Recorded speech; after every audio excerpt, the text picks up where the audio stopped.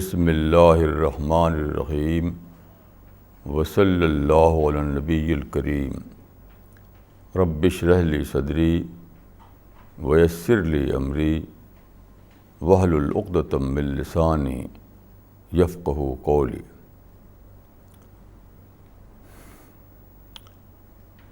آج کی بات چیت کا موضوع ہے زکوٰۃ۔ آپ جانتے ہیں کہ زکوٰۃ اسلام کے 5 بنیادی ارکان میں سے ایک رکن ہے۔ 5 چیزیں جو اسلام میں بنیادی طور پر فرض کی گئی ہیں ان میں سے ایک ہے زکوٰۃ۔ زکوٰۃ کا لفظ عام طور پر رائج ہو گیا ہے، ورنہ قرآن میں اس کے لیے 3 لفظ آئے ہیں: زکوٰۃ، صدقات اور انفاق۔ زکوٰۃ، صدقات اور انفاق، تو یہ الفاظ اسلام کی اس تعلیم کو بتاتے ہیں جو مال یا کمائی سے متعلق ہے۔ اسلام کے تصور کے مطابق آدمی جو کچھ کماتا ہے وہ اس کی ذاتی ملکیت نہیں ہے، اس لیے کہ اس کمائی میں آدمی جن چیزوں کو استعمال کرتا ہے وہ سب کی سب خدا کی دی ہوئی ہیں۔ آدمی کی اپنی ذات، اس کا دماغ، اس کی زبان، اس کا کان، اس کی آنکھ، یہ سب کچھ خدا کا دیا ہوا ہے۔ انہی کو استعمال کر کے وہ کمائی کرتا ہے۔ پھر دیکھیے اپنی ذات کے باہر بہت ساری چیزیں ہیں جو اگر نہ ہو تو آدمی کچھ بھی نہیں کر سکتا۔ ان کو کہا جاتا ہے لائف سپورٹ سسٹم۔ جیسے سورج کی روشنی، آپ جانتے ہیں کہ روشنی نہ ہو تو صرف آنکھ سے ہم کچھ دیکھ نہیں سکتے۔ ہوا، اگر ہوا نہ ہو تو ہم کان سے کچھ سن نہیں سکتے۔ زبان سے بولیں تو دوسرے کو وہ سنائی نہیں دے گا۔ زمین میں جو کشش ہے اگر وہ نہ ہو تو ہم نہ اس پہ چل سکیں نہ اس پہ گھر بنا سکیں۔ تو اس طرح کی انگنت چیزیں ہیں جو گویا کہ خدائی انفراسٹرکچر ہیں، یا لائف سپورٹ سسٹم کہا جاتا ہے ان کو۔ تو یہ چیزیں اگر نہ ہوں تو آدمی کوئی بھی کام نہیں کر سکتا۔ تو جو آدمی پیسہ کماتا ہے، جو مال کماتا ہے، اس میں اگر دیکھا جائے تو انسان کا جو حصہ ہے وہ صرف ارادے کے بقدر ہے۔ اس نے ارادہ کیا کہ وہ کمائی کرے، بس ارادے کے باہر جو کچھ بھی اس نے کیا وہ سب خدا کا دیا ہوا تھا۔ یعنی 1% سے بھی کم ہے آدمی کا اپنا حصہ۔ اس لیے کہا گیا کہ یہ سب وَآتُوا حَقَّهُ یوم حصادہ، یعنی خدا کا حق دو، اپنی کمائی میں سے خدا کا حق دو۔ تو یہ جو زکوٰۃ ہے یا عشر ہے، یہ انسان کا عطیہ نہیں ہے،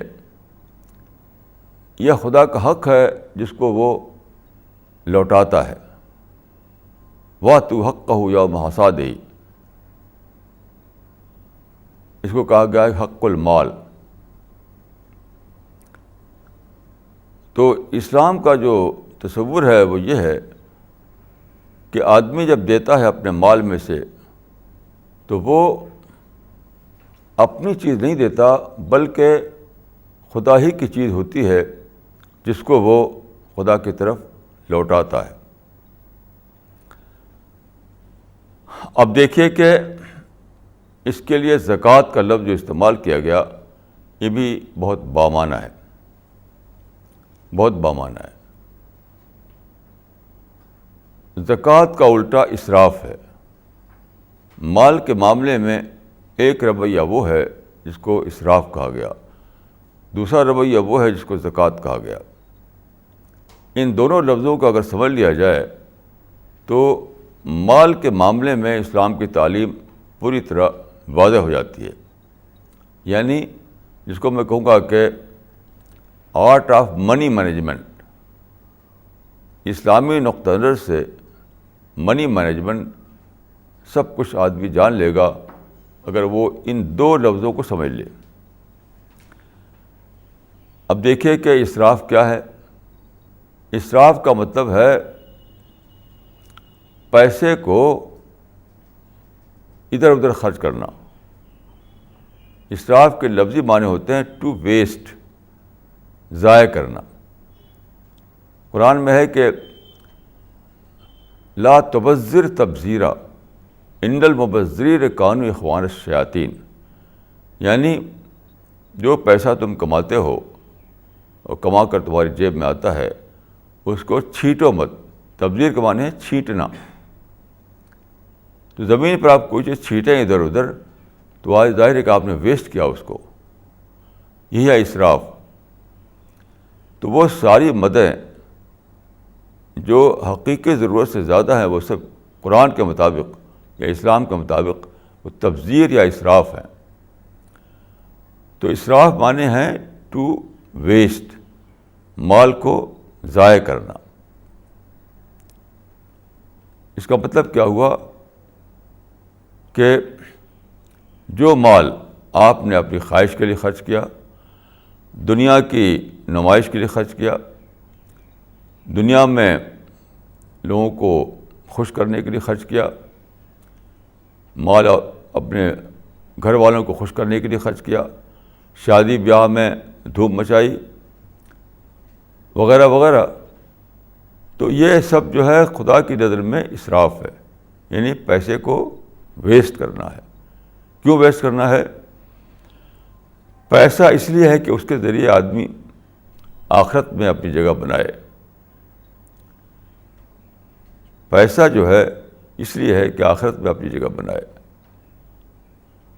وَآتَ الْمَالَ عَلَىٰ حُبِّهِ، یعنی اگرچہ پیسہ انسان کو محبوب ہوتا ہے لیکن اسے خرچ کرنا ہے تب اس کو جنت ملے گی۔ اپنی محبوب چیز کو خدا کی راہ میں خرچ کرنا پڑے گا۔ قرآن میں ہے کہ لن تنالوا البر حتى تنفقوا مما تحبون، تم نیکی کو نہیں پا سکتے،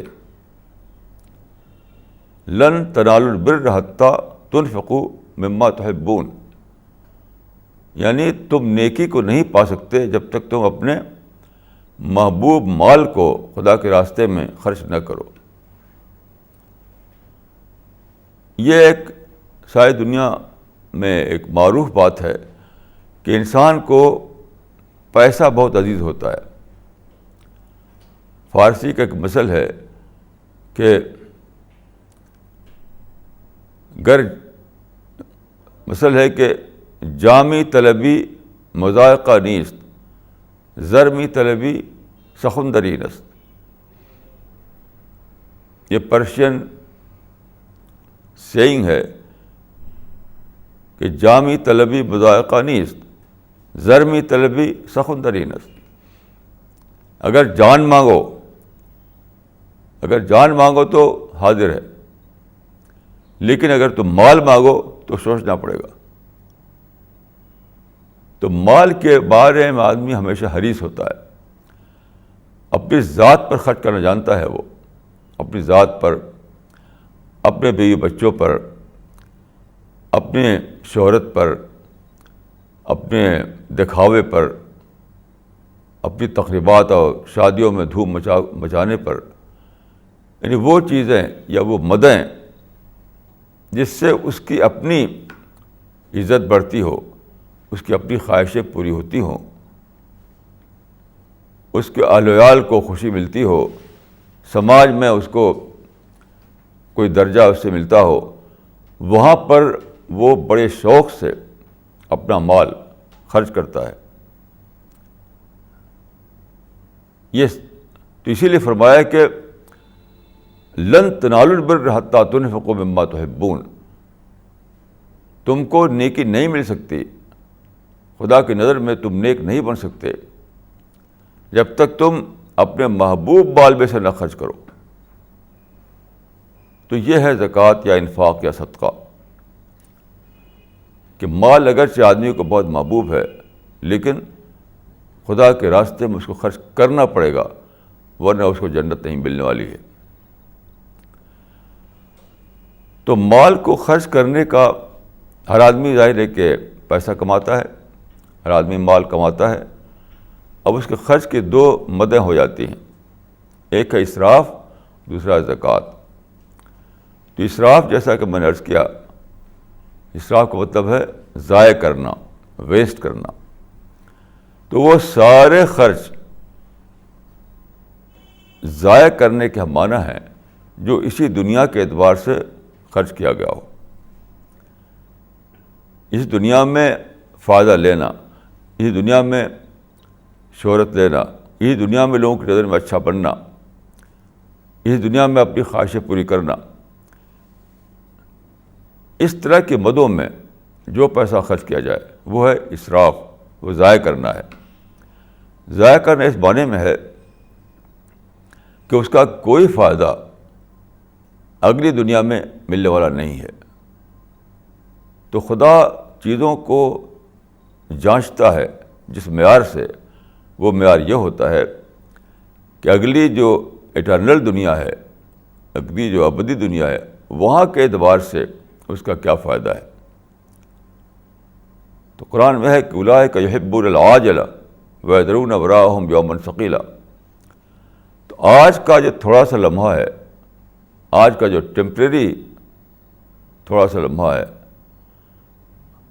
اسی میں لوگ پھنسے ہوئے ہیں، اسی کے اعتبار سے ان کی سرگرمیاں چلتی ہیں. اور جو بڑا دن ہے، جو بڑی کامیابی ہے، جو ایٹرنل لائف ہے، اس کو انہوں نے اپنا کنسرن نہیں بنایا.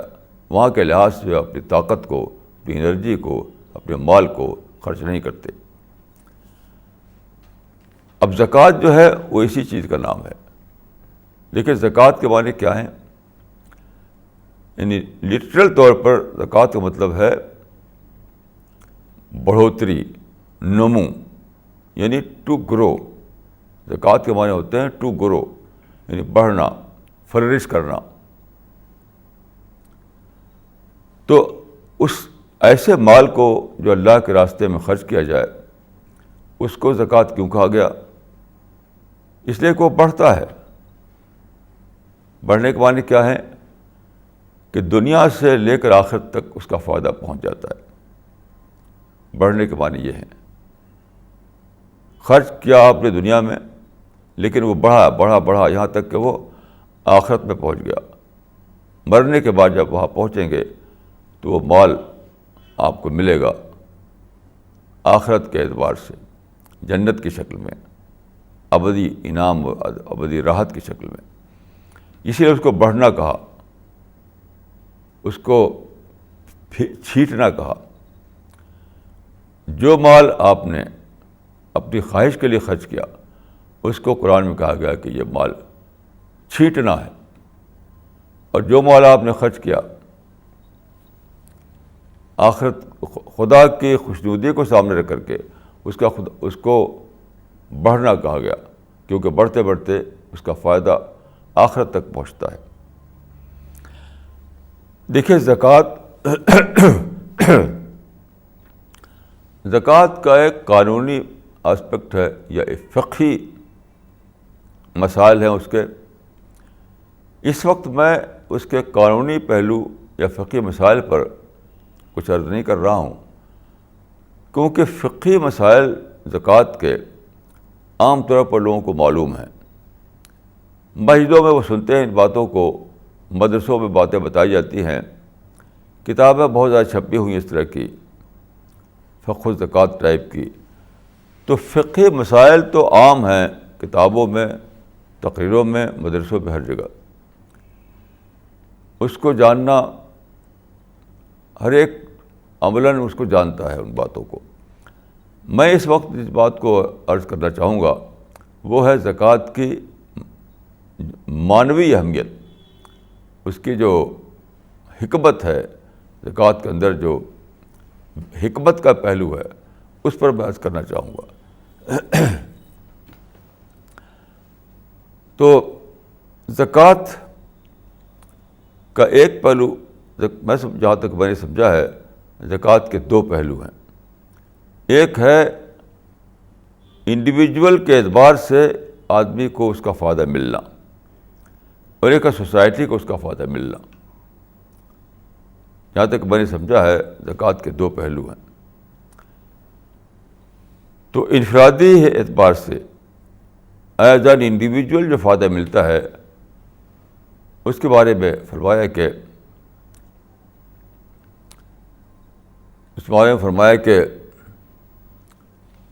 الذی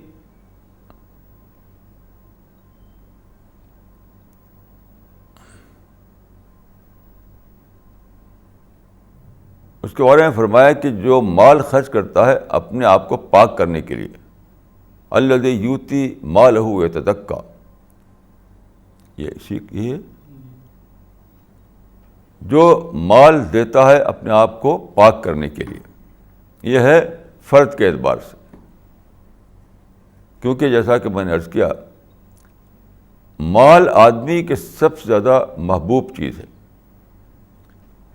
تو جب محبوب چیز کو خدا کے لیے دے گا وہ، اس معنی کیا ہوئے، اس نے خدا کی محبت کو ہر دوسری چیز پر پرائرٹی دی. کسی اور چیز اس کا دل اٹکا ہوا تھا مال میں،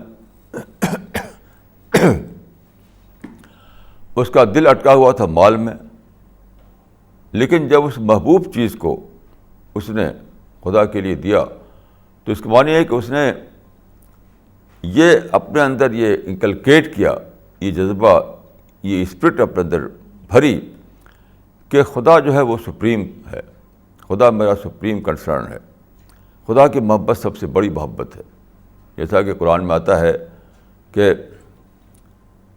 اشد حبا للہ والذین آمنوا اشد حبا للہ، کہ جو بلیورس ہیں، جو ایمان لانے والے ہیں، وہ سب سے زیادہ محبت خدا سے کرتے ہیں.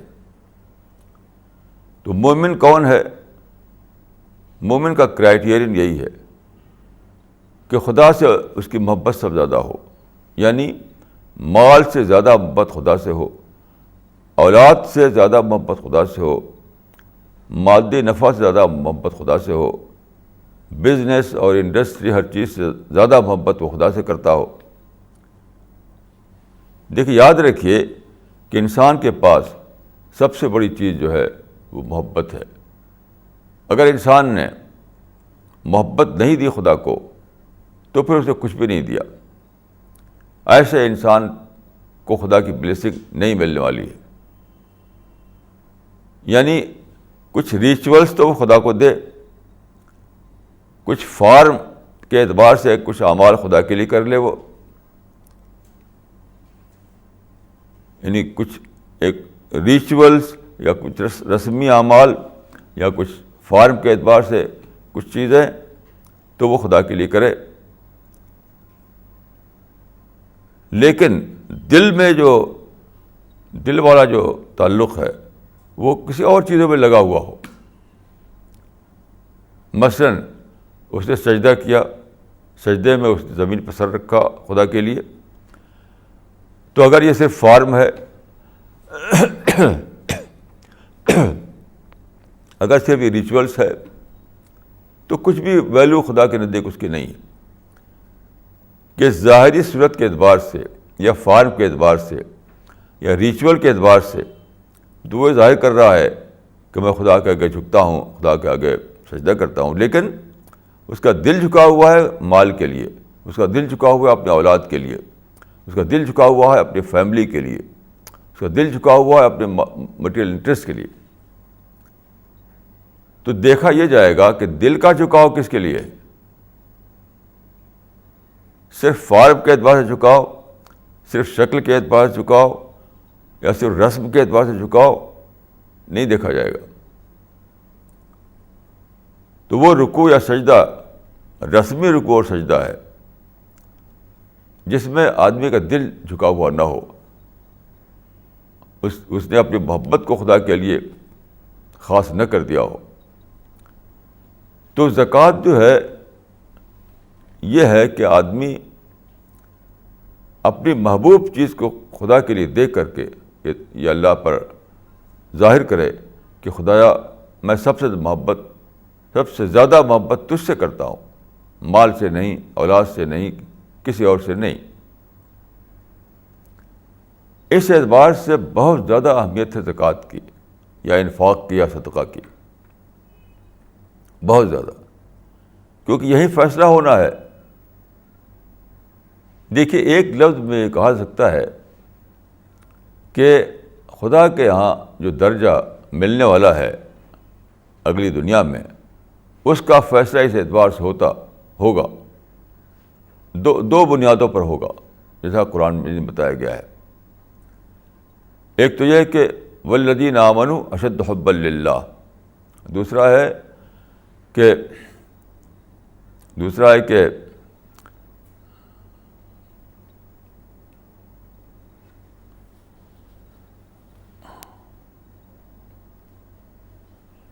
کیا ہے صاحب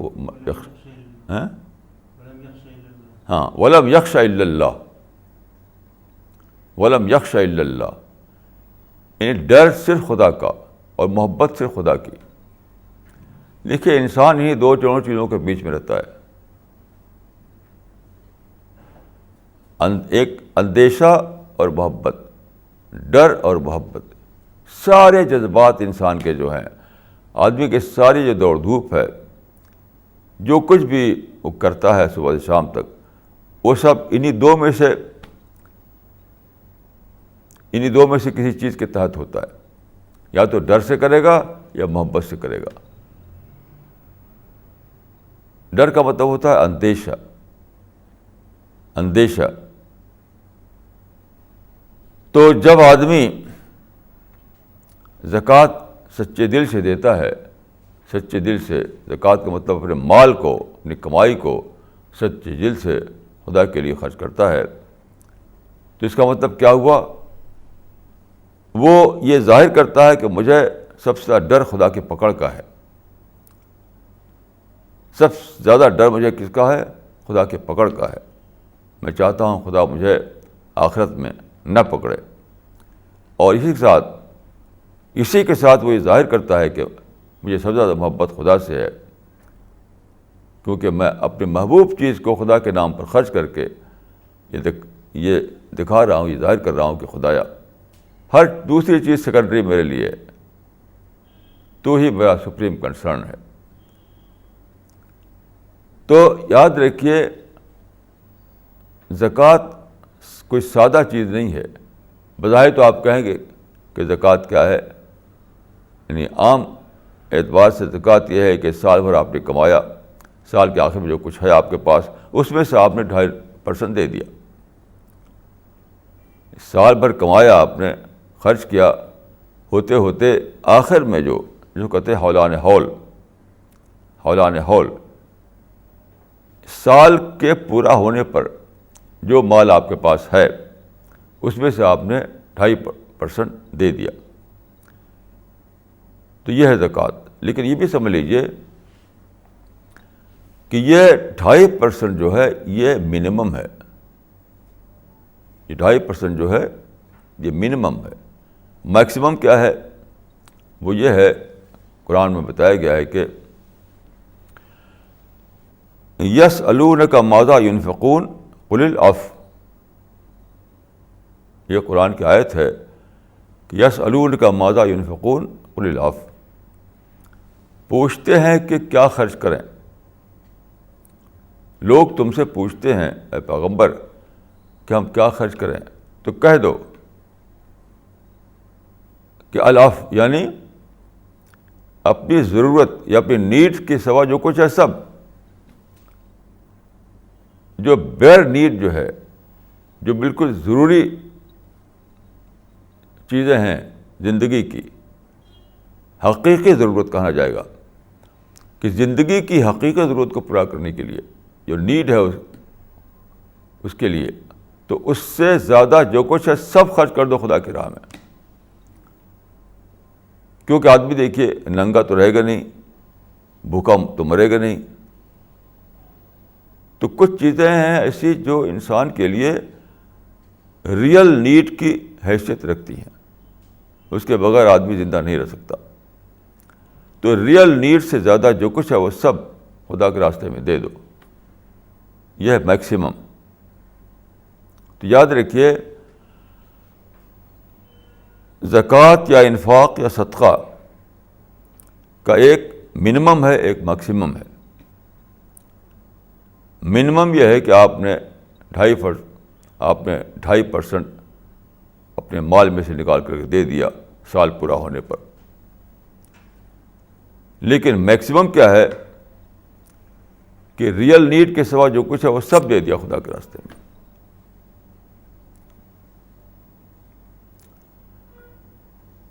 یہ ہے زکوٰۃ یا صدقات یا انفاق کا معاملہ. صحابہ کرام کا اگر آپ مطالعہ کریں ان کی زندگیوں کا، تو ایک ایک شخص اس میں بڑھ بڑھ کر خرچ کرتا تھا. وہ منیمم پر نہیں رکتے تھے بلکہ میکسیمم پر جاتے تھے. وہ کیوں؟ ان کے دل میں یہ جذبہ ہوتا تھا کہ خدا انہیں زیادہ سے زیادہ اپنی بلیسنگ دے.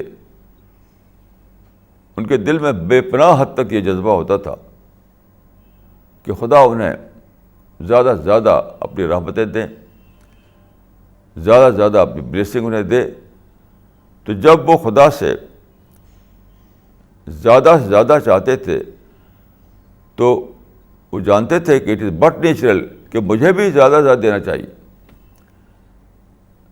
بندے کے پاس جو کچھ ہے اس میں سے جب وہ زیادہ دے گا تبھی وہ خدا کی طرف سے زیادہ پائے گا. یہ نہیں ہو سکتا ہے کہ اپنی طرف سے تو بندہ کم دے اور خدا کی طرف سے اس کو زیادہ مل جائے. ایسا نہیں ہو سکتا ہے. دیکھیے زیادہ کے معنی یہ نہیں کوانٹٹی نہیں ہے. اس کا مطلب نہیں کہ $1 بلین تو زیادہ ہے اور $10 کم ہے. نہیں، یاد رکھیے زیادہ کا جو تعین ہے وہ مقدار کے اعتبار سے نہیں ہوتا بلکہ دینے والے کی اپنی پوزیشن سے ہوتا ہے. یعنی ایک آدمی کے پاس $100 ملین ہے. اب وہ $100 ملین والا آدمی اگر $1 بلین دے تب بھی اس کے لیے زیادہ نہیں ہوگا. لیکن آپ ایک آدمی ہے جس کے پاس کل $10 ہے، وہ $10 میں سے اگر $9 دے دیتا ہے وہ تو وہی اس کو بہت زیادہ ہو جائے گا، بہت زیادہ ہو جائے گا. تو زیادہ کا جو لفظ میں نے استعمال کیا اس کا مطلب مقدار یا کوانٹٹی نہیں ہے بلکہ دینے والے کی اپنی حیثیت کے اعتبار سے ہے اس کا تعلق. کہ میرے پاس جتنا تھا اس میں سے میں نے اپنے لیے کم رکھا، خدا کے لیے زیادہ دے دیا.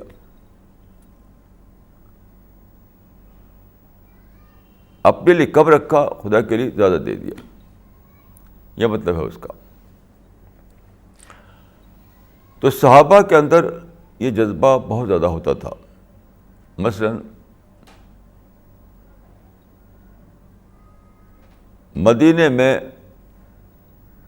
2 صحابی ایسے تھے جو بہت ہی دولت مند مانے جاتے تھے. ایک حضرت عثمان اور ایک حضرت عبد الرحمن بن عوف.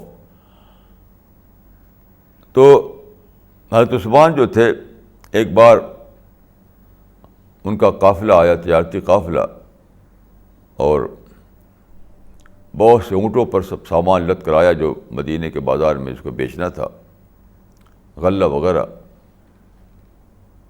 تو وہاں پر آپ کے گھر پر تاجر اکٹھا ہوئے خریدنے کے لیے. تو انہوں نے دام لگائے. زیادہ تر کھانے پینے کی چیزیں تھیں، تو انہوں نے دام لگائے. تو حضرت عثمان نے کہا کہ مجھ کو اس سے بھی زیادہ مل رہا ہے. تو ہر ایک دام بڑھاتا گیا اور آپ ہمیشہ کہتے گئے کہ مجھ کو اس سے بھی زیادہ مل رہا ہے.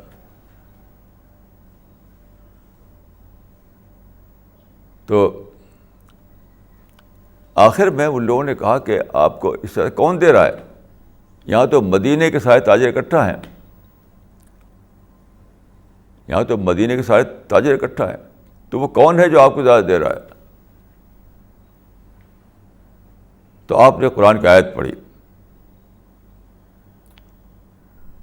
کہ خدا نیکی کا 10 گنا بدلہ دیتا ہے، 10 گنا سے لے کر کے 700 گنا تک دیتا ہے. یعنی خدا کے ہاں منیمم اور میکسیمم کا بتایا کہ خدا کے ہاں دینے کا جو ہے تو منیمم تو یہ ہے کہ 10 گنا دے، میکسیمم تو ہے کہ 700 گنا تک دے دیتا تھا. تو انہوں نے کہا کہ دیتا تم دے رہے ہو، اس سے بہت زیادہ مجھے خدا کی طرف سے وعدہ کیا جا رہا ہے دینے کا. چنانچہ انہوں نے سارا جو کھانے پینے کا سامان تھا اس کو انہوں نے صدقہ کر دیا. یہ اسپرٹ ہوتی تھی صحابہ کرام میں، کیونکہ وہ جانتے تھے کہ جتنا میں یہاں دوں گی دنیا میں جتنا میں دوں گا اس سے بہت زیادہ مجھے ریٹرن ملے گا آخرت میں.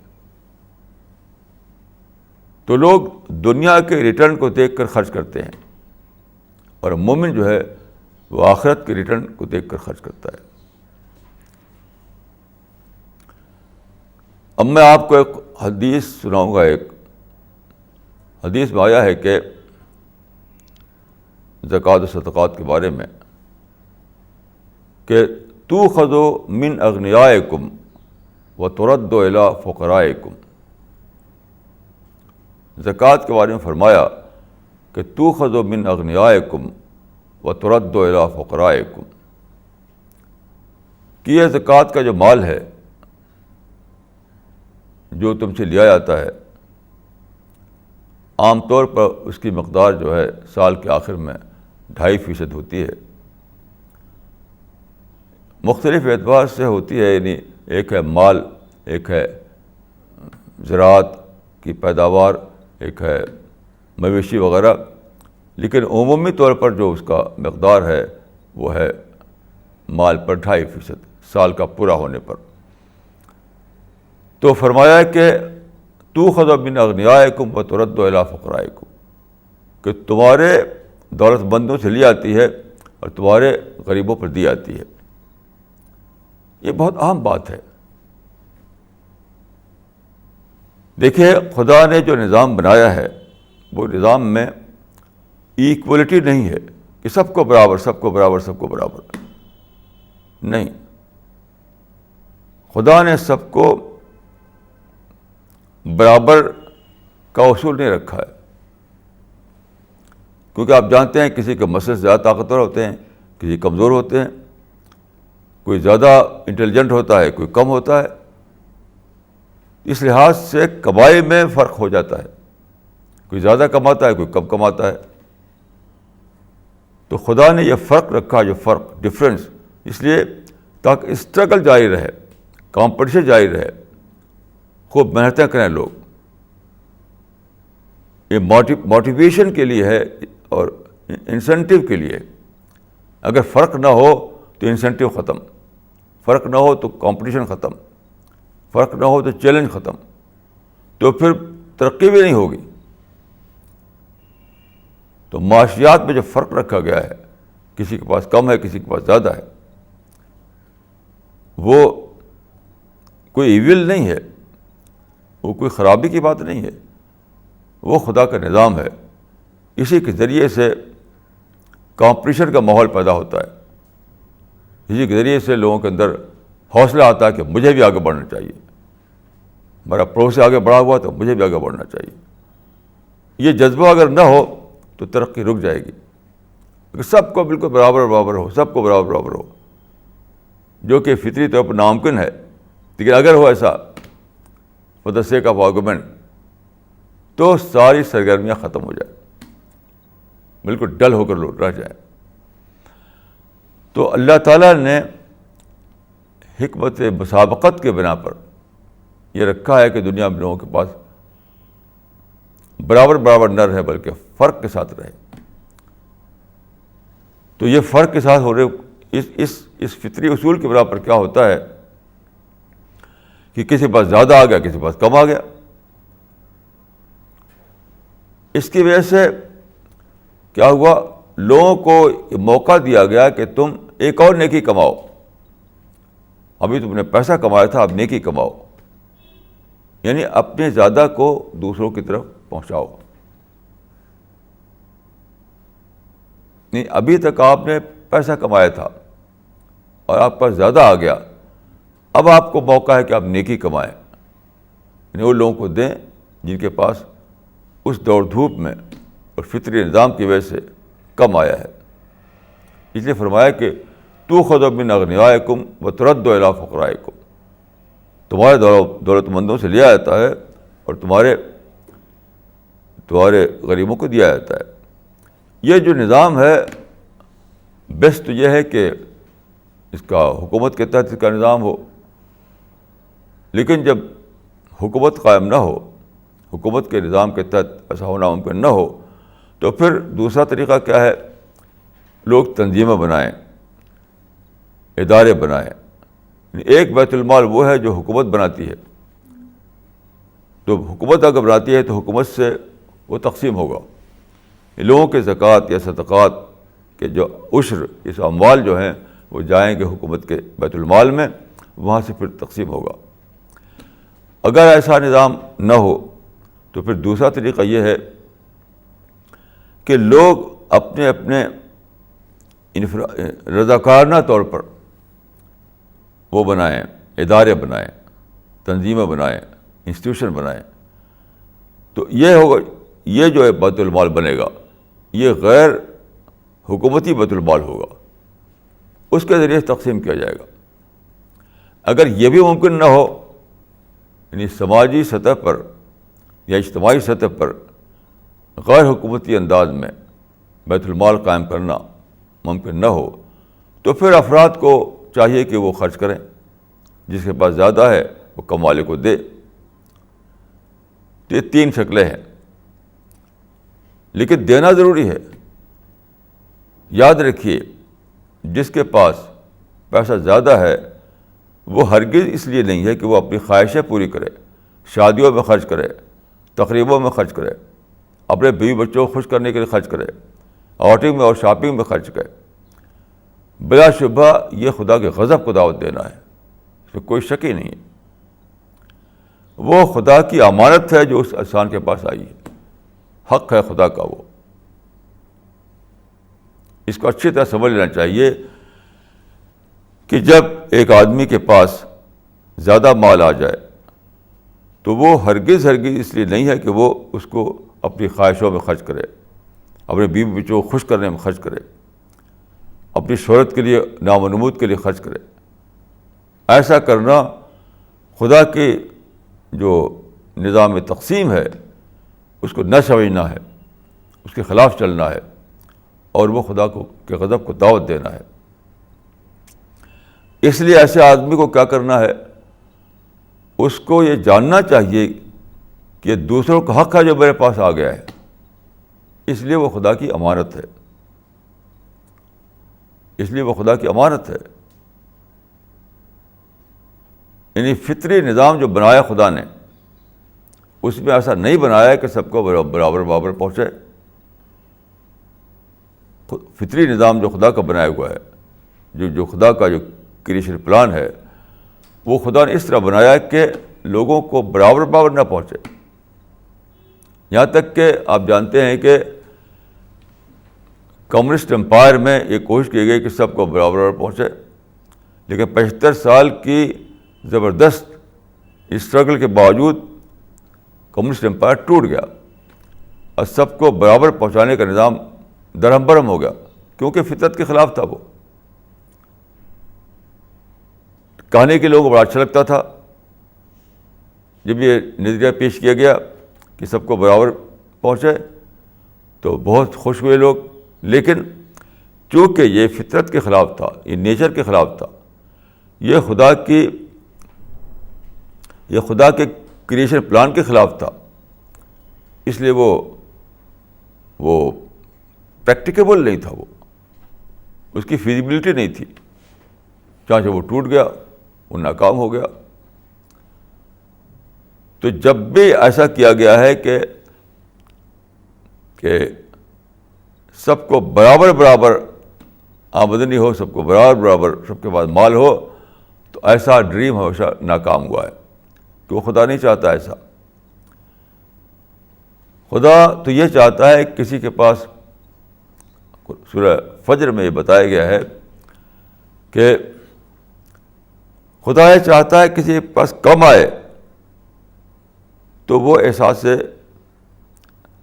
کمتری میں مبتلا نہ ہو، کسی کے پاس زیادہ آئے تو احساس برتری میں مبتلا نہ ہو، ایسا نہ ہو. وَأَمَّا اذا مبتلا ہو،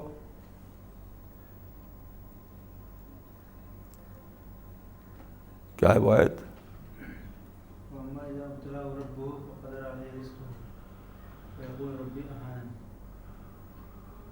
نہیں، پہلا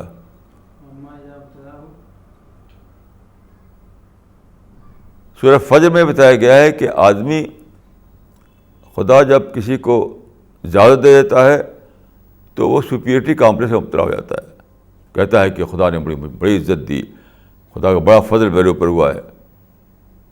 یہ خدا کو پسند نہیں ہے کہ آپ ایسا بولیں، یہ فضل نہیں ہے، یہ ٹیسٹ پیپر ہے. یاد رکھیے، اگر آپ کو خدا نے پاور دیا ہے، پولیٹیکل پاور، آپ کو زیادہ پیسہ دے دیا ہے، اور آپ یہ کہتے ہیں کہ یہ بڑا خدا کا فضل ہے میرے اوپر، یہ جھوٹا کہنا ہے. سورہ فجر میں آپ پڑھ لیجیے،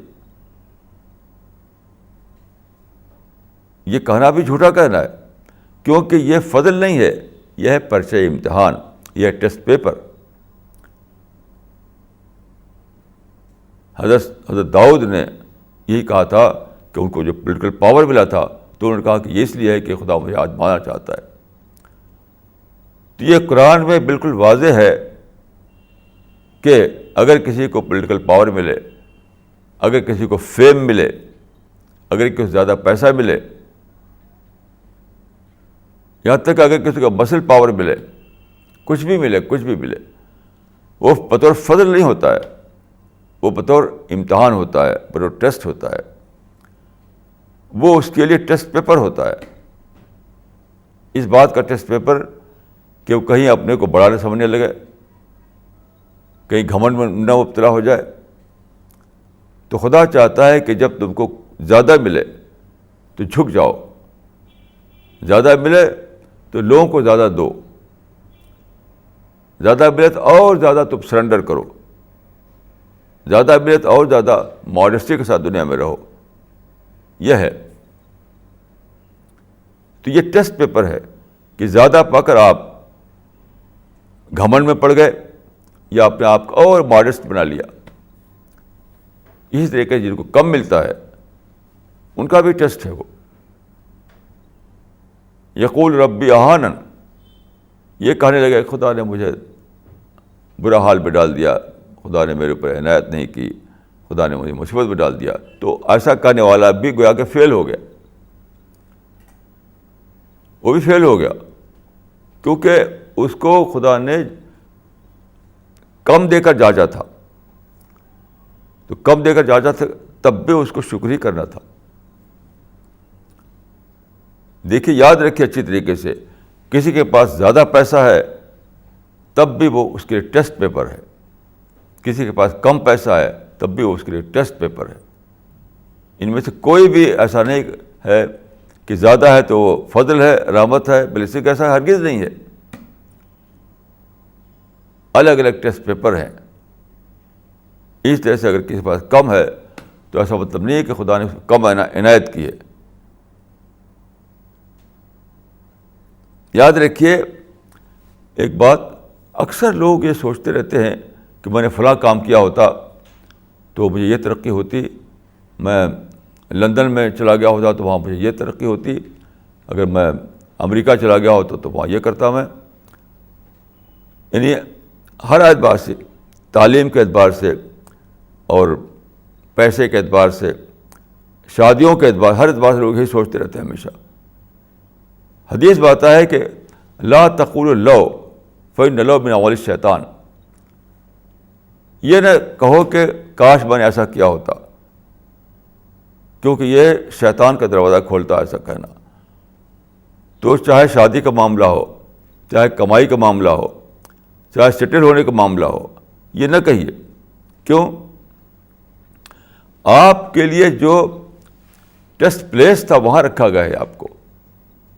یاد رکھیے، ٹیسٹ پلیس آپ کا اگر لندن میں ہے تو لندن میں آپ کو پہنچایا جائے گا، اور ٹیسٹ پلیس آپ کا اگر انڈیا میں ہے تو انڈیا میں آپ کو لایا جائے گا. ٹیسٹ پلیس آپ کا ایک رچ فیملی میں ہے تو وہاں آپ کی شادی ہوگی. ٹیسٹ پلیس آپ کا غریب فیملی ہے تو وہاں آپ کی شادی ہوگی. ٹیسٹ پلیس آپ کا اگر کم پیسے میں ہے تو آپ کو کم پیسے ہی ملے گا، چاہے کچھ بھی کر ڈالیں آپ. اور ٹیسٹ پلیس آپ کا زیادہ پیسے میں تو آپ کو زیادہ پیسہ دیا جائے گا. تو اس کو اچھی طرح سمجھ لیجیے کہ اکثر لوگ یہ سوچتے رہتے ہیں کہ یہ شادی جو میں نے کر دی بھائی بڑی غلطی ہو گئی، وہ شادی کرتا تو زیادہ اچھا رہتا، میں نے اپنے بچے کو لندن نہیں بھیجا، لندن گیا ہوتا تو زیادہ کامیاب رہتا وہ، میں نے اس کو فلاں یونیورسٹی میں نہیں پڑھایا، میں نے اس کو مدرسے پڑھا دیا، بڑا اچھا رہتا وہاں پر. یہ سب شیطانی سوچ ہے، کیونکہ سب خدا کی طرف سے پری ڈٹرمنڈ ہے. یاد رکھیے سب کچھ ہے ٹیسٹ پیپر. جو ٹیسٹ پلیس آپ کا ہے وہاں آپ کو، وہیں پر آپ کو حالات پہنچا دیں گے. جو آپ کا ٹیسٹ پلیس ہے حالات وہیں آپ کو پہنچا دیں گے. جو آپ کا ٹیسٹ پیپر ہے وہ آپ کو کسی نہ کسی طریقے سے وہیں پر آپ پہنچ جائیں گے. جو ٹیسٹ پلیس آپ کا ہے، جو آپ کا ٹیسٹ پیپر ہے، جو آپ کا جس سچویشن میں آپ کو ٹیسٹ لینا ہے وہ سب آپ کو مل کر رہے گا. اس لیے کبھی بھی یہ نہیں سوچنا چاہیے، ایف اور بٹس کی زبان میں کبھی نہیں سوچنا چاہیے. یہ بہت امپورٹنٹ بات ہے، کیونکہ میں نے دیکھا اکثر لوگ یہی سوچتے رہتے ہیں شادیوں کو لے کر کے، اور کہاں انہوں نے اپنا کام کیا اس کو لے کر کے، کس یونیورسٹی میں پڑھا اس کو لے کر کے، کون سا بزنس کیا اس کو لے کر کے، کہ اگر ایسا کیا ہوتا تو ویسا ہوتا، اگر ایسا کیا ہوتا تو ویسا ہوتا. یہ اگر جو ہے یہ شیطانی سوچ ہے، کیونکہ آپ کا جو جہاں آپ ہیں in term of money, in term of place, in term of job, in term of business, جہاں بھی آپ ہیں وہیں آپ کو پہنچنا تھا، کیونکہ آپ کا ٹیسٹ پلیس وہیں تھا، آپ کا ٹیسٹ پیپر وہی تھا. یہ بہت امپورٹنٹ بات ہے، اس کو سمجھنا چاہیے. میں نے پایا ہے لوگوں کو، اکثر لوگ اسے مبتلا رہتے ہیں، اسی اف میں اور بٹ میں. تو جہاں بھی آدمی ہے وہاں اس کو خدا نے پہنچایا ہے. جو بھی اس کی مالی حالت ہے اس کو خدا نے اس کے مقدر کیا ہے. جو بھی جاب یا بزنس آدمی کر رہا ہے وہ سب خدا کی طرف سے طے ہوا ہے. تو جو ٹیسٹ پیپر ہے آپ کا، جو ٹیسٹ پلیس ہے آپ کا، وہاں آپ کو پہنچنا ہی پڑے گا، کچھ بھی آپ کریں. آج کی دنیا میں لوگوں کو سمجھ میں نہ آئے تو نہ آئے، لیکن موت کے بعد خدا کے سامنے جب پہنچیں گے تو ان پر یہ چیز کھل جائے گی کہ جو کچھ ہوا تھا میرے ساتھ وہ خدا کی طرف سے تھا، وہ انسان کی طرف سے نہیں تھا. وہ انسان کی طرف سے نہیں تھا. کیونکہ یاد رکھیے خلق الموت والحیات لیبلوکم ایکم احسن عملا. اس دنیا میں آدمی کو پیدا کیا گیا ہے, اس کا مقصد صرف ایک ہے, صرف ایک ہے, صرف ایک ہے. وہ کیا ہے؟ امتحان, ٹیسٹ, ابتلا. تو جو کچھ بھی ہے وہ اسی سے سمجھنا چاہیے. ہیلتھ بھی ہے تو اس میں بھی یہی مقصد ہے. اچھی ہیلتھ ہے وہ بھی ٹیسٹ ہے, خراب ہیلتھ ہے تو بھی ٹیسٹ ہے. زیادہ علم ہے تب بھی ٹیسٹ ہے, کم علم ہے تب بھی ٹیسٹ ہے. آپ کے پاس کوئی بڑی ڈگری ہے تب بھی ٹیسٹ ہے, چھوٹی ڈگری ہے تب بھی ٹیسٹ ہے.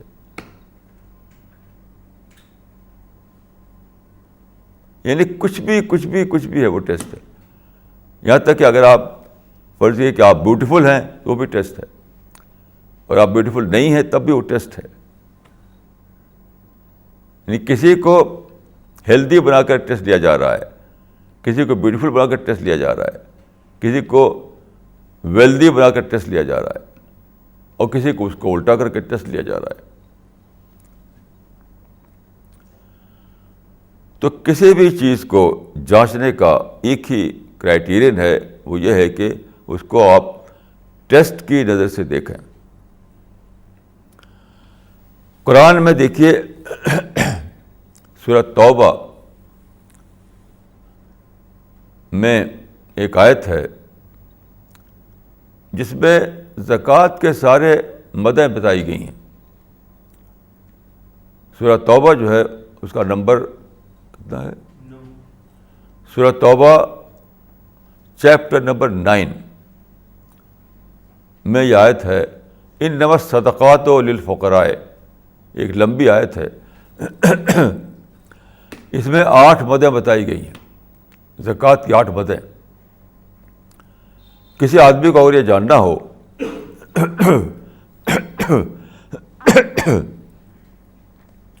اس آیت میں اگرچہ لفظ صدقات کا آیا ہے, انما الصدقات, لیکن تمام علماء نے کہا ہے کہ یہاں صدقات سے مراد زکوٰۃ ہے. یعنی فرض, جو فرض ہے مال دینا, وہ اس سے مراد ہے. یہ آیت نمبر کیا ہوگی؟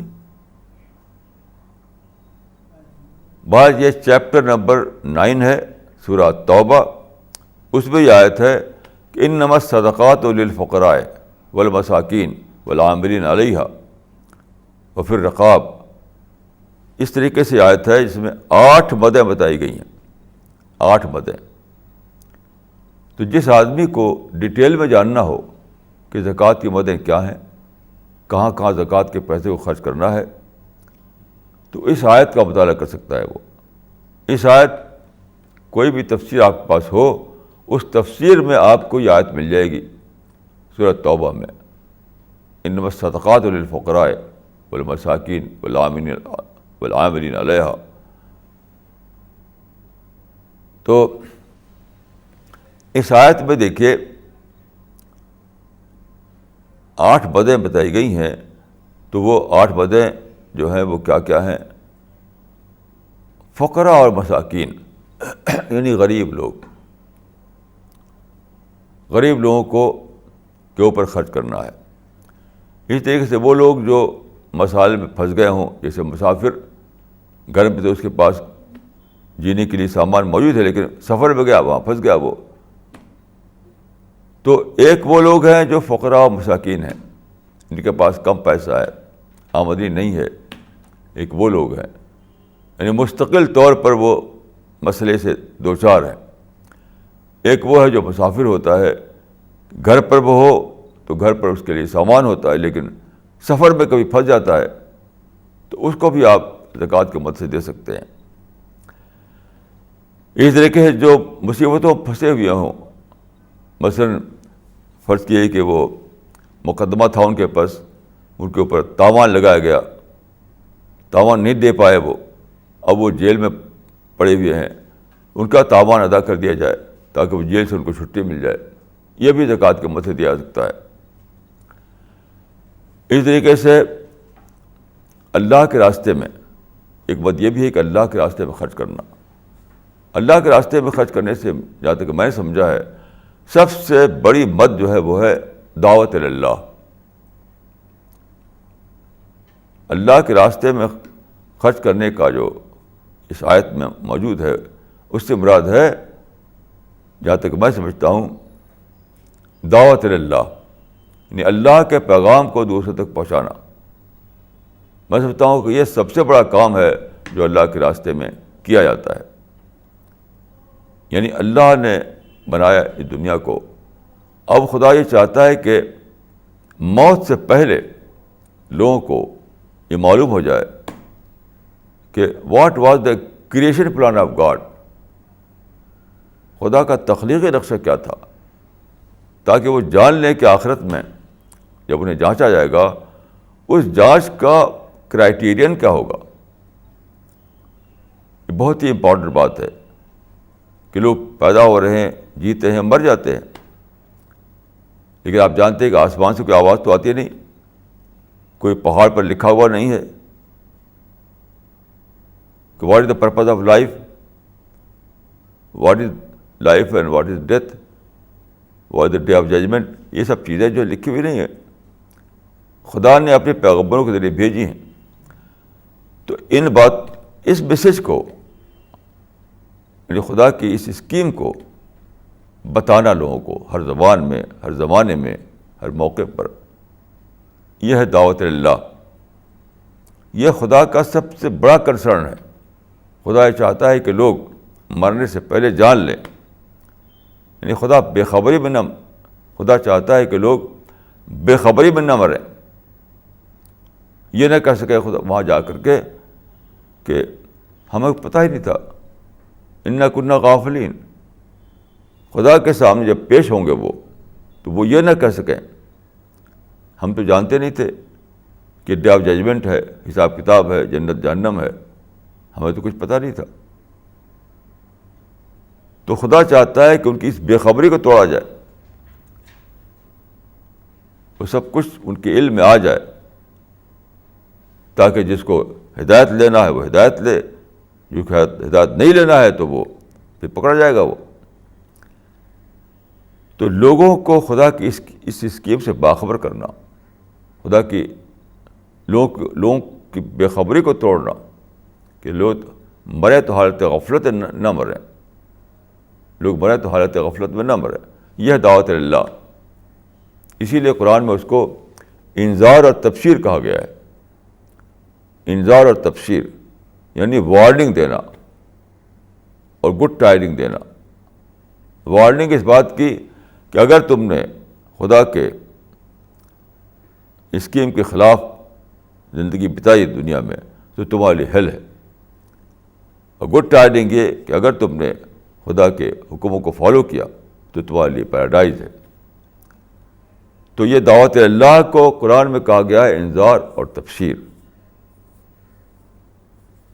تو یہ کام جو ہے میں سمجھتا ہوں کہ فی سبیل اللہ میں سب سے مقدم یہی ہے کہ جو 8 بدیں ہیں ان 8 بدوں میں سے ایک بد فی سبیل اللہ کی ہے، اور فی سبیل اللہ سے میرے نزدیک سب سے اہم جو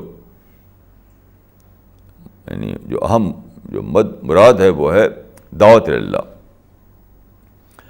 اس طریقے سے اس میں ایک ہے تالیف قلب. یہ بھی ایک بد ہے کہ جن کی تالیف قلب مقصود ہو انہیں دینا. تو اکثر علماء نے اس کو منسوخ قرار دیا ہے، لیکن میں سمجھتا ہوں کہ بالکل غلط ہے. یہ ہمیشہ رہنے والی مد ہے، کبھی منسوخ نہیں ہو سکتا، کوئی منسوخ نہیں کر سکتا اس کو. مولانا مناظر اثر گیلانی نے بہت اچھا لکھا اس کے بارے میں اپنی کتاب معاشیات میں، اسلامی معاشیات میں، کہ یہ کہنا کہ یہ منسوخ ہو گئی بالکل غلط ہے. کہ تالیف قلب کے معنی کیا ہے؟ دیکھیے، تالیف قلب کے معنی ہوتے ہیں کہ دلوں کو نرم کرنا. دلوں کو نرم کرنا. نرم کرنا کس بات پر؟ یہ بات پر کہ دعوت اللہ کا یہ وہ ہے، اسی کے سلسلے کی ایک چیز ہے. جن لوگوں کو سچائی کی طرف رغبت نہیں ہے جو سچائی سے پھرے ہوئے ہیں, جو سچائی پر زیادہ دھیان نہیں دیتے ہیں, تو ان کو آپ تبلیغ کریں گے, دعوت پہنچائیں گے, لٹریچر سے, تقریر سے, جیسے بھی کوشش کریں گے. ساتھ ساتھ ان کے دلوں کو نرم کرنے کے لیے زکوٰۃ کے مد سے انہیں خرچ کیا جا سکتا ہے ان کے اوپر. تو تالیف قلب ایک مستقل مد ہے, بہت ہی بڑی مد ہے. یہاں تک کہ رسول اللہ صلی اللہ علیہ وسلم جب مدینہ گئے تو شروع میں تقریباً 16 مہینے آپ نے یہ کیا کہ یہود کے قبلے کو اپنی عبادت کا قبلہ بنا لیا. یہود نماز پڑھتے تھے, قبۃ الصخرہ ان کا قبلہ تھا یروشلم میں جو ہے,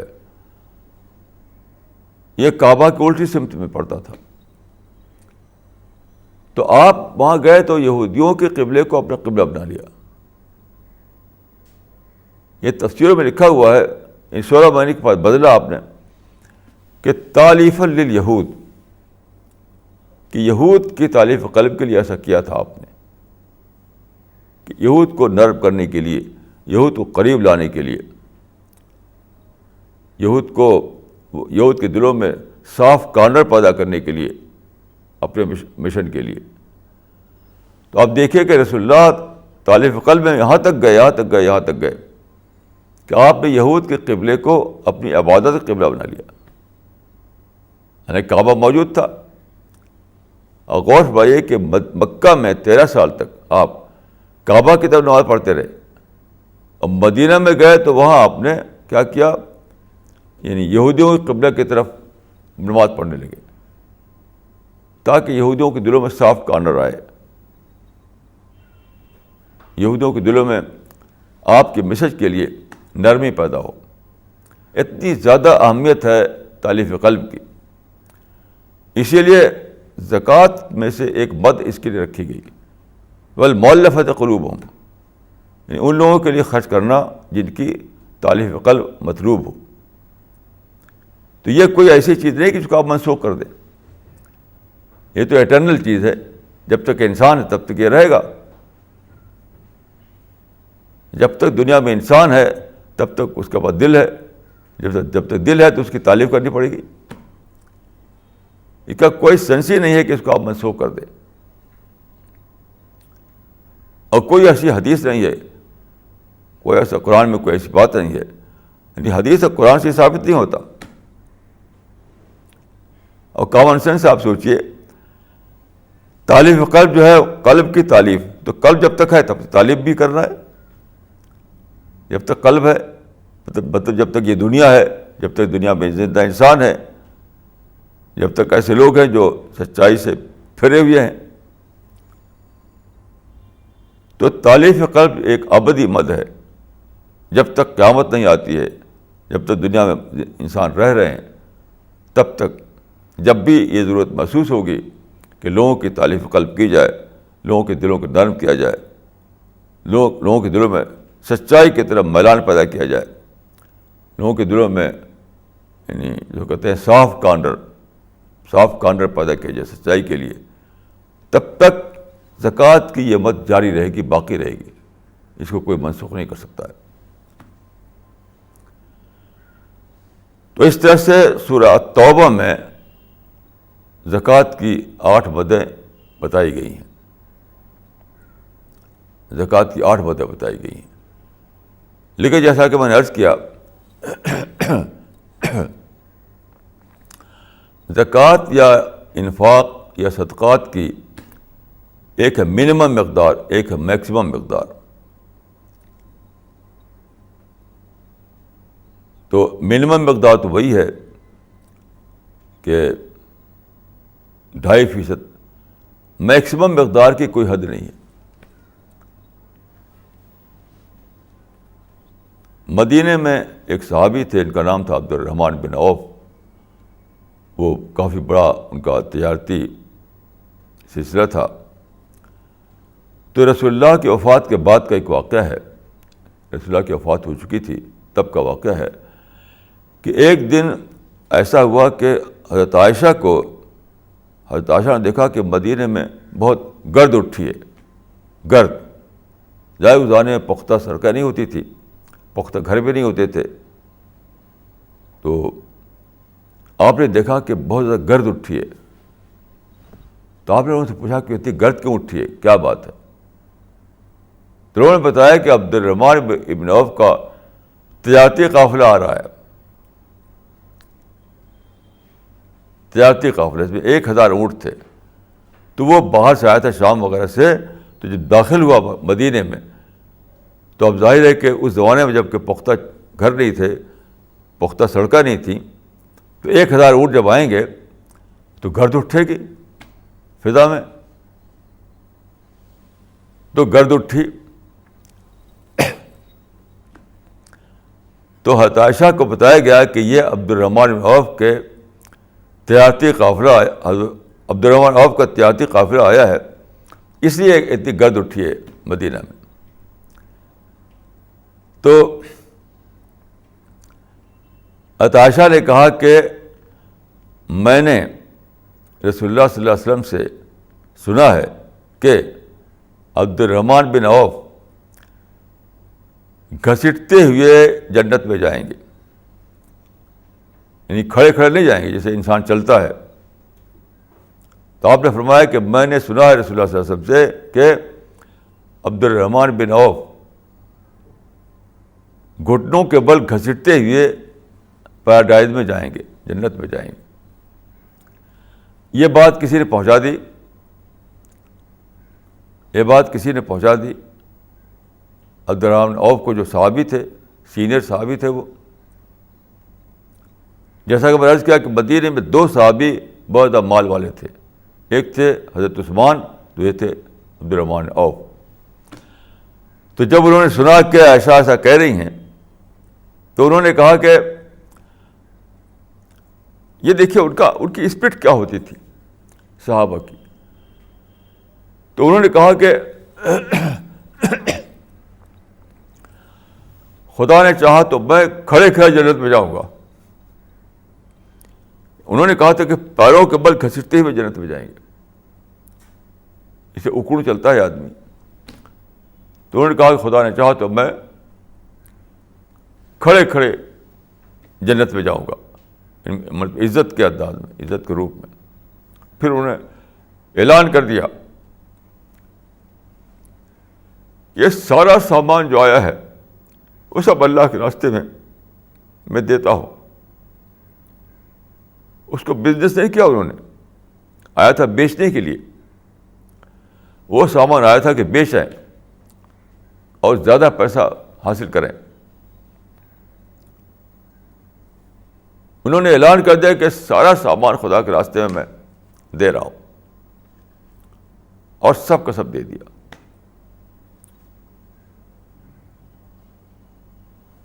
اس میں ایک بات اور ایڈ کرنا چاہوں گا کہ دیکھیے قرآن اور حدیث میں اس طرح کی جو باتیں آتی ہیں اس کے سمجھنے میں لوگوں نے بہت غلطی کی ہے. دیکھیے یہ ہوتی ہے ہیمرنگ کی زبان، ہیمرنگ کی زبان ہوتی ہے. جسے قرآن میں خدا کی زبان سے، رسول اللہ نے تو کسی کو کافر نہیں کہا، لیکن خدا کی زبان سے آیا کہ ایھا الکافرون. یاد رکھیے کہ قرآن میں جہاں بھی آیا ہے خدا کی زبان سے ہے، رسول اللہ کی زبان سے نہیں ہے کافر کا لفظ. تو خدا نے جب کہا کہ ایھا الکافرون، اے انکار کرنے والوں، اور رسول اللہ نے جب کہا کہ یہ گھٹنوں کے بل گھستے ہوئے جائیں گے، that was language of hammering. اس کو لوگ نہ سمجھنے کی وجہ سے اس کو لے لیتے ہیں لٹرل معنوں میں، تو وہ سمجھ نہیں پاتے باتوں کو. قرآن اور حدیث میں جہاں بھی سخت الفاظ ہے وہ سب ہیمریج کی زبان ہے، وہ ہیمرنگ کی زبان ہے. ہیمرنگ کے معنی ہوتے ہیں ہتھوڑا چلانا. ایک ہے آپ نرم نرم باتیں کہیں، ایک ہے کڑے انداز میں بولیں آپ، اس کو کہا جاتا ہے لینگویج آف ہیمرنگ. تو تجربہ یہ ہے کہ آپ نرم باتیں کریں تو آدمی اثر نہیں لیتا، لیکن جب کڑا بولتے ہیں آپ تو اثر لیتا ہے، وہ بدل جاتا ہے وہ. اسی لیے آپ دیکھیے جن لوگوں کے بارے میں اللہ تعالیٰ نے فرمایا تھا کہ ایھا الکافرون قل یا ایھا الکافرون، وہ کون تھے؟ مکہ کے لوگ تھے. جب رسول اللہ نے ہجرت کی مکہ سے، اس وقت یہ آیت اتری تھی. نبوت کے 13ویں سال جب رسول اللہ نے مکہ سے ہجرت کی، اس وقت یہ آیت اتری تھی. اس میں کہا گیا قل یا ایھا الکافرون، کہہ دو کہ اے انکار کرنے والوں. لیکن آپ جانتے ہیں کہ یہ تقریباً سارے لوگ پھر اسلام میں داخل ہو گئے. تو اگر خدا نے مقدر کر دیا ہوتا کہ انکار میں رہیں، انکار میں مریں، تو ان کو یہ توفیق کیوں ملتی؟ کیونکہ سچائی کو قبول کرنا جو ہے وہ انسان کرتا ہے، لیکن توفیق خدا کی طرف سے آتی ہے. یاد رکھیے، بغیر خدا کی توفیق سے کوئی آدمی سچائی کو نہ سمجھے گا نہ مانے گا. وَلَٰكِنَّ اللَّهَ يَهْدِي مَن يَشَاءُ إِنَّكَ لَا تَهْدِي مَنْ أَحْبَبْتَ وَلَٰكِنَّ اللَّهَ يَهْدِي مَن يَشَاءُ. تو یہ معمولی بات نہیں کہ آدمی سچائی کو مانے. ہر آدمی کنڈیشننگ میں جیتا ہے. ہر آدمی کے دماغ میں خیالات کا جنگل بسا ہوا ہوتا ہے. بچپن سے لے کر بعد کی عمر تک کیا کیا باتیں ہوتی ہیں جس میں وہ جیتا ہے. وہ پھر سچائی کو ماننا کوئی آسان کام ہے؟ اپنی پوری زندگی کو اسے حذف کرنا پڑتا ہے. فرض کیے کہ ایک آدمی سچائی کو مان رہا ہے 40 سال کی عمر میں، پیدا ہوا برے ماحول میں، 40 سال بتایا برے ماحول میں. اب 40 سال کے بعد وہ کہتا ہے کہ میں سچائی کو مانتا ہوں. تو یہ معمولی بات نہیں ہے. یہ اپنے 40 سال کو حذف کرنا ہے، اس کو ریجیکٹ کرنا ہے، اس کو مٹانا ہے. اتنا بڑا حوصلہ، اتنی بڑی سوجھ بوجھ بغیر خدا کی توفیق کے نہیں آ سکتی ہے. تو اگر خدا کے ہاں یہ مقدر ہوتا کہ لوگ جو ہے انکار ہی میں جئیں گے، انکار میں مریں گے، تو کبھی نہ ایسا آتا. ایسا تھا ہی نہیں. تو جب خدا نے فرمایا کہ قل یا ایھا الکافرون، یہ دراصل یہ تھی لینگویج آف ہیمرنگ. اور آپ دیکھیے کہ کتنا زبردست اثر اس کا ہوا کہ وہ سب کے سب آ گئے، رسول اللہ کے ساتھی بن گئے. رسول اللہ کے ساتھی بن گئے. اسی طرح سے جب آپ نے یہ فرمایا کہ عبد الرحمن بن عوف جو ہیں وہ جائیں گے جنت میں گھسیٹتے ہوئے. That was also a language of hammering. کیونکہ اگر سچ مچ یہی ہونے والا ہوتا تو کیوں ایسا ہوتا کہ وہ کھڑے ہو کر کے جاتے جنت میں؟ ان کو یہ توفیق ملتی کہ اتنے بڑے تجارتی قافلے کو وہ خدا کے راستے میں دے دیں، سارے سامان کو. تو جس طرح سے قل یا ایھا الکافرون لینگویج آف ہیمرنگ تھی، اسی طرح سے آپ کو یہ کہنا بھی وہ تھا لینگویج آف ہیمرنگ. یہ تھا. دیکھیے لینگویج آف ہیمرنگ کیا ہے؟ یہ محبت کی زبان ہے، یہ ماں کی زبان ہے. آپ دیکھتے ہیں، جانتے ہیں کہ ایک ماں ہے، اب بچہ چھوٹی سائیکل لے کر کے سڑک پہ جانا چاہتا ہے، ماں منع کر لی کہ ابھی یہ ٹائم نہیں ہے، اس وقت بہت ٹریفک ہوتا ہے، دوسرے وقت جانا، جب کم ہوتا ہے تب جانا. اور بچہ نہیں مانتا، وہ سائیکل لے کے نکل پڑتا ہے. اب ماں کہتی ہے جا جا جا جا کر سڑک پر بڑھ جا. ماں کہتی ہے کہ جا جا کر سڑک پر بڑھ جا. تو کیا سچ مچ ماں چاہتی ہے کہ مرے وہ؟ کیا چاہتی ہے کہ سچ میں مرے وہ جا کر کے؟ یہ محبت کی زبان ہے، یہ ماں کی زبان ہے، یہ شفقت کی زبان ہے. تو لینگویج آف ہیمرنگ جو ہے وہ شفقت کی زبان ہے، یہ ماں والی زبان ہے. قرآن حدیث میں ایسی چیزیں آپ پڑھیں گے کہ جو لوگ مال نہیں خرچ کرتے ان کو سخت زبان میں ان کو تنبیہ کی گئی ہے. کماتے ہیں اور خرچ نہیں کرتے، بہت سخت زبان میں. وہ بھی کیا ہے؟ وہ بھی لینگویج آف ہیمرنگ ہے کہ وہ لوگ جو کمایا، جنہوں نے کمائی کیا، پیسہ لایا اپنے گھر میں، لیکن اس کو خدا کے راستے میں خرچ نہیں کرتے. اس پر قرآن حدیث میں بہت سخت الفاظ میں نکیر کی گئی ہے. یہ نکیر کیا ہے؟ جس چیز کو ہم نکیر کہتے ہیں وہ کیا ہے؟ وہ ہے لینگویج آف ہیمرنگ. وہ ہے لینگویج آف ہیمرنگ. تو اس کو اچھی طرح سمجھ لینا چاہیے کہ کئی بار ایسا ہوتا ہے کہ ایک بات کہی جاتی ہے مگر وہ لٹرل معنوں میں مطلوب نہیں ہوتی. ایک بات کہی جائے گی قرآن میں یا حدیث میں، لیکن اس کو لٹرل طور پر نہیں لینا چاہیے آپ کو. وہاں پہ سوچنا چاہیے آپ کو کہ اصل مطلب کیا ہے، اس کے گہرائی میں جانا چاہیے، اسی گہرائی میں جانا چاہیے. بغیر گہرائی میں گئے ہوئے آپ اس کا مطلب نہیں سمجھ سکتے.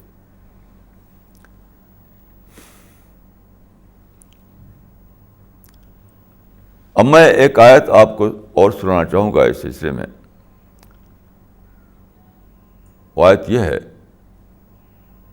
کہ اہل جنت کے بارے میں کہا گیا ہے، جو لوگ جنت میں جائیں گے ان کے بارے میں،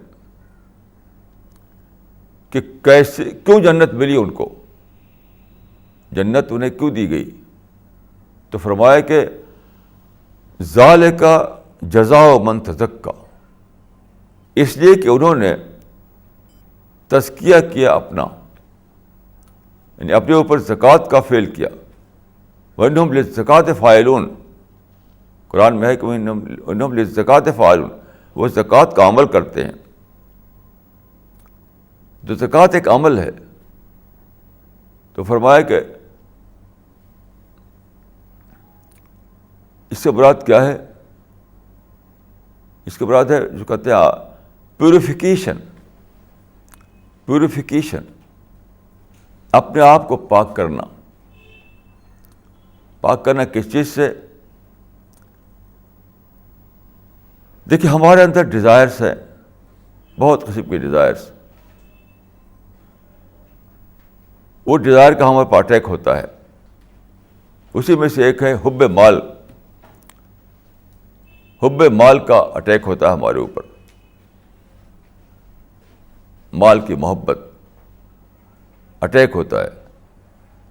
تو اپنے کو پاک کرنا ہے. جسے انتقام کا جذبہ آیا، وہاں پر ایک اٹیک ہوا ہمارے اوپر، تو انتقام سے اپنے کو بچانا ہے. اس طریقے سے حب مال کا اٹیک ہوتا ہے، وہاں پر اپنے کو بچانا ہے.